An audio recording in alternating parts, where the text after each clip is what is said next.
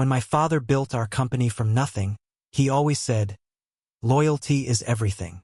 But when it came time to choose between me, the son who bled for this empire, and my reckless younger brother, he threw me away like I was nothing. He thought I'd disappear. He thought I'd crumble. What he didn't know is that I was already planning my revenge. And by the time he realized his mistake, it was too late. I had taken everything. "Lucas, I gave everything to your brother. You're out." For a moment, I thought I misheard him. The words felt foreign, like they belonged in someone else's nightmare, not mine. I tightened my grip on my phone, feeling the sharp edge of betrayal cut through me. My father's voice was calm, too calm, as if he weren't dismantling my entire life's work in a single breath, as if the last 20 years meant nothing. I forced myself to swallow the lump rising in my throat.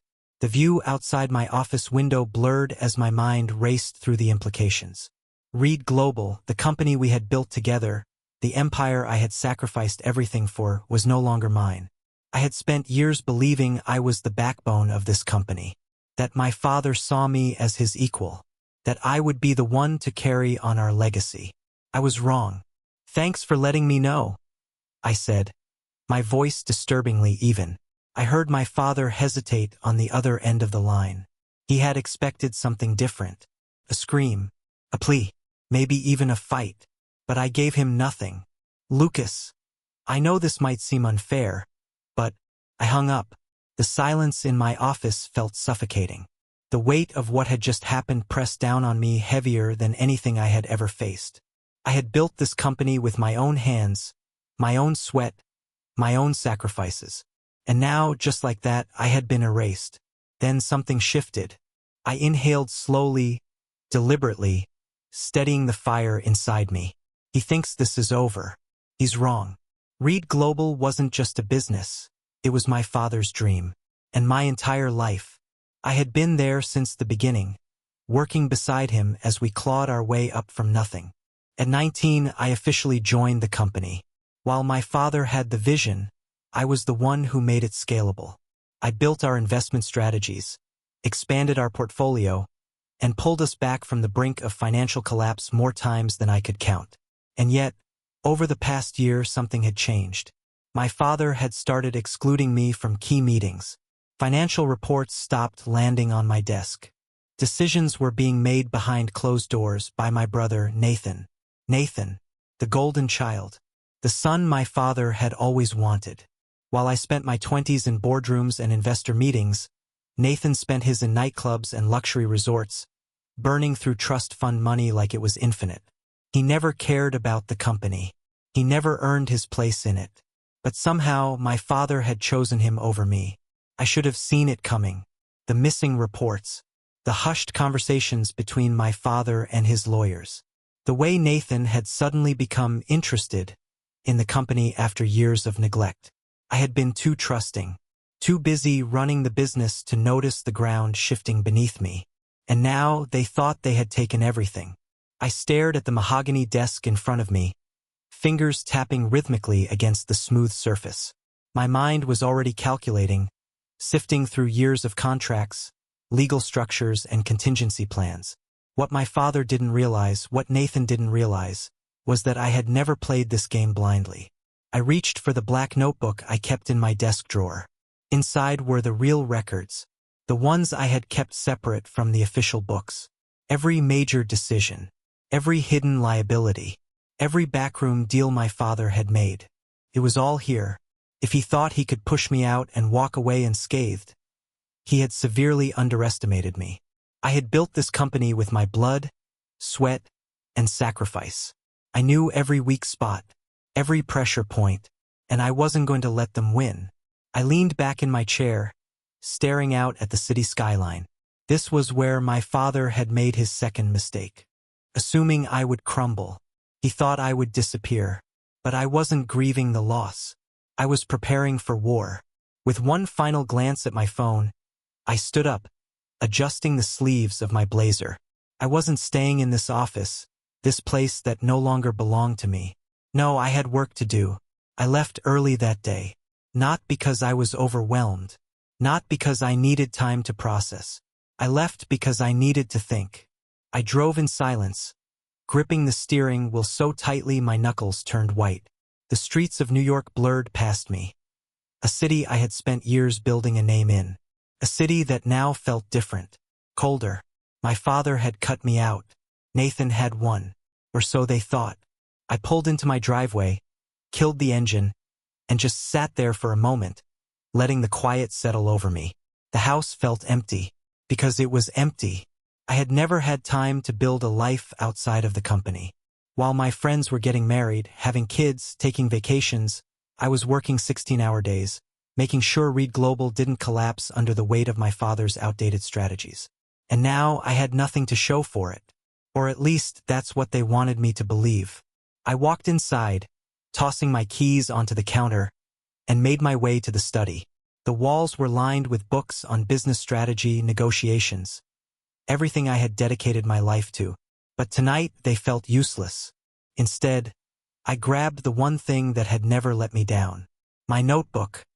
I flipped it open, scanning the pages filled with years of notes. Deals my father had made. Hidden accounts. Things he never thought I'd notice. I knew my father's weaknesses. And if he had taught me anything, it was that power didn't belong to the one with the biggest empire. It belonged to the one who knew how to burn it all down. I thought back to my childhood. How my father had always preached about loyalty. About family. He had raised me on stories of grit, of perseverance, of earning your place in this world. And yet, when it came down to it, he had handed everything to Nathan. The one who had done nothing to deserve it.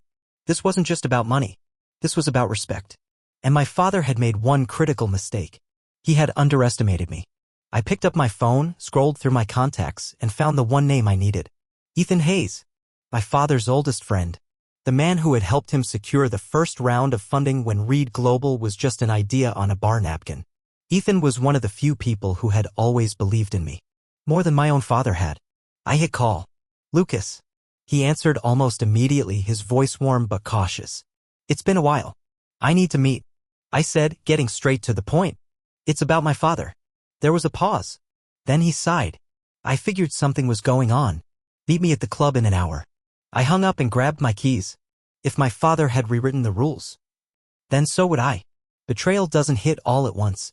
It seeps in slowly, wrapping around your thoughts until it's the only thing you can think about. I wasn't just angry, I was calculating. My father thought I'd walk away. That I'd accept his decision like some obedient son and disappear. What he didn't realize was that he had just made his worst mistake. As I drove through the city, I replayed every conversation, every moment. I should have seen this coming. The closed-door meetings. The missing reports. The way Nathan suddenly became interested in the company after years of treating it like his personal ATM. I pulled up to the Orion Club, a private establishment where power wasn't just discussed, it was decided. My father had introduced me to this world when I was 21, telling me that real influence didn't happen in boardrooms but in places like this. Tonight, I wasn't here to learn. I was here to destroy. Ethan Hayes was waiting for me in a quiet booth near the back, a glass of whiskey in front of him, untouched. He was one of the few men my father had ever trusted. A veteran investor with a sharp mind and an even sharper instinct for spotting opportunity. Lucas. He nodded as I sat across from him. I figured I'd be seeing you soon. You always did know how to read a situation, I said smoothly. He smirked. And you look like a man who just got blindsided. Tell me what happened. I told him everything. The call. The betrayal. The way my father had handed over everything to Nathan and discarded me like an old asset he no longer needed. Ethan listened in silence, his expression unreadable. When I finished, he let out a slow breath. Your father always said you had my ruthlessness. I see now why. Then you know I won't let this go. Ethan took a sip of his drink. No, I don't imagine you will. But tell me something, Lucas.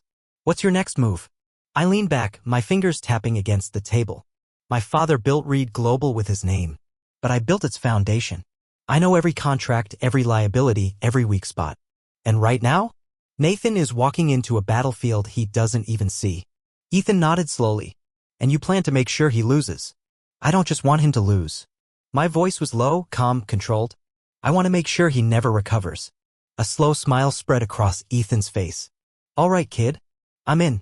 But we do this smart. No emotion. No reckless moves. We take Reed Global apart, piece by piece, until there's nothing left for your father or your brother to hold onto. That's exactly what I had in mind. The first step was simple. Undermine Nathan's foundation. Nathan had no idea how to run a company, but he was arrogant enough to think he did. And arrogance is a dangerous thing in business. I reached out to a handful of executives at Reed Global, the ones who had worked under me, who trusted me, who knew who the real brains behind the company was. Some hesitated. Others were already looking for an exit. And when I gave them an alternative, a way to work under a leader who actually knew what he was doing, the first domino fell. One by one, key executives started leaving. Some quietly, some with dramatic exits that made headlines. And every single departure sent a clear message. Reed Global isn't what it used to be. Nathan panicked. He called emergency meetings, demanded loyalty, threatened lawsuits. But loyalty isn't demanded, it's earned. And Nathan had done nothing to earn it. The next step? Expose the cracks. Nathan had been pushing a high-risk merger with Orion Tech, a struggling AI firm that was already on the verge of collapse. My father had originally been hesitant, but with Nathan in charge, the deal was moving full speed ahead. It was a disaster waiting to happen, and I was going to make sure it happened even faster. Through my network, I leaked internal memos to key investors, warning them of Orion Tech's unstable financials. Within days, the market responded. Reed Global's stock dropped 10% overnight. Investors started pulling out. Board members started questioning Nathan's judgment. And when the media caught wind of it, the headlines wrote themselves. Reed Global's new CEO faces first major crisis. Is Nathan Reed in over his head? Merger talks collapse as investors lose confidence in Reed Global leadership. I read every article with quiet satisfaction. Nathan had no idea I was the one behind it all. He blamed the executives. He blamed the market. He blamed everyone but himself. And the more he panicked, the more mistakes he made. It was almost too easy. I knew my father was watching. I knew he was seeing the empire he built start to crumble. And I knew it was only a matter of time before he called me. Sure enough, 2 days later, my phone buzzed. Dad. I let it ring. Once. Twice. 3 times. Just as it was about to go to voicemail, I answered. Lucas. His voice was tight, controlled, but I could hear the tension underneath. We need to talk. I leaned back in my chair, a slow smile playing at my lips. Do we? A pause. Then a heavy sigh. Nathan is struggling. The board is concerned. There are financial issues that need addressing. Financial issues. That was putting it lightly. The truth was, Reed Global was bleeding money. Every failed deal, every bad decision Nathan made, every reckless move was ripping it apart from the inside. And you think I can help? I asked, feigning innocence. My father hesitated. You've always been the smartest one, Lucas. You know this company better than anyone. There it was. The first sign of regret. But I wasn't ready to talk. Not yet. I'm busy, I said smoothly. You'll have to find another time. Before he could respond, I ended the call. And for the first time in my life, I was the one walking away from him. Before I continue unraveling this high-stakes corporate battle, I want to hear from you, my incredible viewers. Have you ever been underestimated? Pushed aside by someone who thought they knew better? Drop your stories in the comments below, I'd love to hear them. And if you're loving this story so far, hit that like button because trust me, things are about to get even more intense. Nathan was drowning. I watched from a distance as Reed Global, once an unstoppable powerhouse, started crumbling under his incompetence. At first, the signs were small. Missed deadlines. Investors hesitating before signing deals. Key clients taking longer to renew contracts. But I knew how this game worked. A crack in the foundation was all it took for the entire structure to collapse. And I had every intention of widening those cracks. The failed Orion Tech merger had been the first real blow. It had shaken investor confidence, made headlines for all the wrong reasons, and more importantly, exposed Nathan for what he truly was. A fraud. The media started picking up on it. Analysts on financial news segments were questioning his leadership. Shareholders were growing restless. And behind closed doors, the board was beginning to wonder if they had backed the wrong Reed. Nathan did what he always did when things got difficult, he panicked. Desperate to prove himself, he doubled down on reckless expansion strategies. He pushed for aggressive real estate acquisitions despite rising interest rates. He threw millions into supply chain investments that were already failing. He made big, flashy moves without understanding the long-term consequences. I knew all of this because I had built the infrastructure of Reed Global. I had spent years running the numbers, predicting market shifts, knowing which deals were worth the risk and which were suicide. Nathan? He was gambling blind. And I was making sure the odds were stacked against him. I had people on the inside. Executives who still trusted me. Employees who saw the writing on the wall and wanted a way out before the ship sank. They fed me intel, private boardroom discussions, financial projections, internal struggles. And then the moment I had been waiting for arrived. Nathan had been trying to secure a multi-million-dollar logistics contract with a European firm that would stabilize Reed Global's supply chain investments. It was his last chance to prove himself. His one shot at turning things around. I made sure it never happened. Through my network, I reached out to the executives at the European firm. I showed them Reed Global's real numbers. The hidden losses, the financial instability, the growing internal conflicts. They walked away from the deal. And when news of it broke, it sent a shockwave through the market. Reed Global's stock plummeted another 15% overnight. Nathan was exposed. The board called an emergency meeting. Investors started demanding answers. And for the first time since my father had given him control, Nathan was truly afraid. That's when the second call from my father came. It was late. I was in my office going over the paperwork for my latest acquisition, one of Reed Global's biggest former suppliers now under my control. The phone buzzed. Dad. I let it ring twice before answering. His voice was different this time. Not angry. Not arrogant. Desperate. Lucas, we need to talk. In person. I leaned back in my chair, taking my time. What for? A long pause. Then a heavy sigh.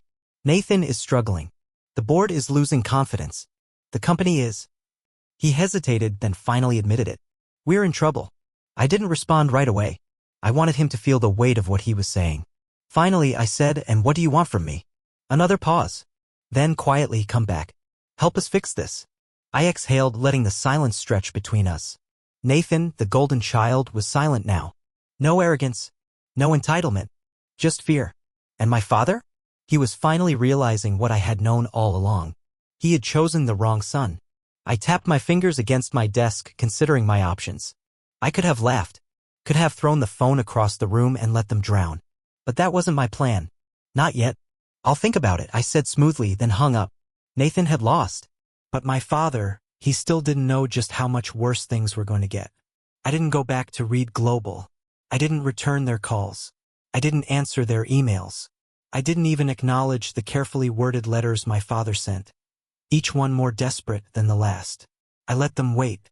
I let them wonder. And while they were drowning in uncertainty, scrambling to fix the mess they had created, I made my final move. 1 month after my father's call, the news broke. Reed Global officially files for bankruptcy amid leadership crisis. The article was brutal. It laid everything bare. Nathan's reckless decisions, the failed expansions, the stock crashes, the loss of investor confidence. But the part that interested me the most? The section about their assets. Reed Global wasn't just collapsing, it was being sold for parts. And I had been waiting for this moment. I sat in a sleek, modern conference room, watching as a team of lawyers and advisors finalized the paperwork in front of me. The room buzzed with quiet efficiency, a stark contrast to the chaos unfolding within Reed Global's walls.